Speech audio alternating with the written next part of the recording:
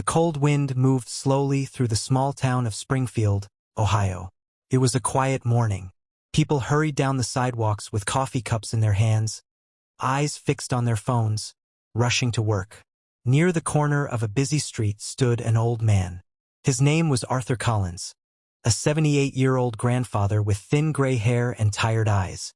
He wore an old brown coat that looked older than most of the buildings around him. His hands trembled slightly as he leaned on a wooden cane.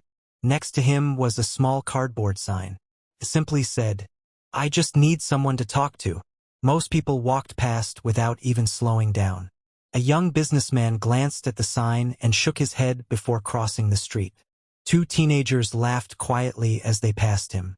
A woman pulling a stroller looked at him for a moment, then quickly walked away. Arthur wasn't asking for money. He wasn't begging. He just stood there, hoping someone might stop.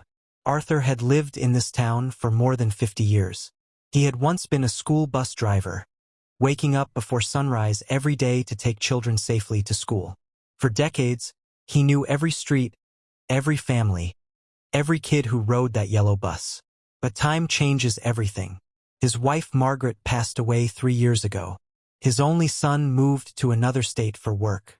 The house that once felt full of laughter now felt painfully silent. Loneliness is a strange thing. It doesn't shout. It whispers. And for Arthur, it had become unbearable. That morning, he decided to do something unusual. Instead of sitting alone at home, he wrote the sign and came to the street corner. Maybe someone would stop. Maybe someone would listen. But an hour passed. Then another. Hundreds of people walked by, but not one person spoke to him. Arthur slowly lowered himself onto a nearby bench. His eyes watched the busy street as cars passed endlessly. For a moment, he wondered if he had made a mistake. Maybe people are just too busy, he whispered to himself. Just then, a loud rumbling sound echoed down the street. Several motorcycles rolled toward the traffic light. There were about 6 bikers, leather jackets, heavy boots, and loud engines. People on the sidewalk turned their heads. The bikers stopped at the red light right in front of Arthur's bench. One of them noticed the sign. He read it again. Then he turned off his motorcycle and stepped closer. The biker was a tall man with a thick beard and kind eyes. His name was Mike. "Morning, sir," Mike said gently. Arthur looked up, surprised.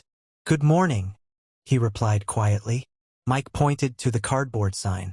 "You just need someone to talk to?" Arthur nodded slowly. "Well," Mike said, pulling off his gloves, "I've got time."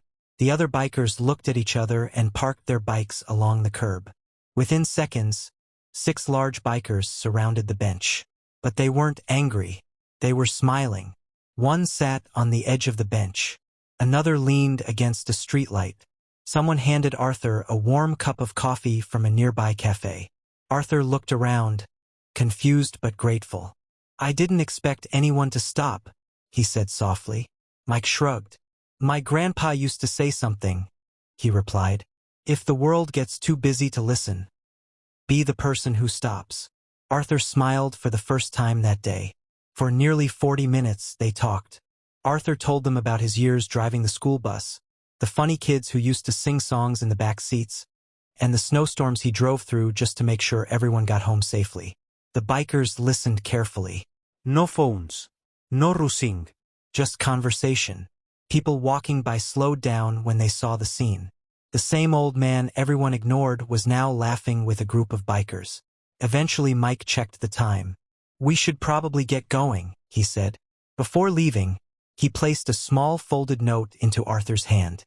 Arthur opened it after the motorcycles disappeared down the road. Inside was a simple message. "You're not invisible. You matter."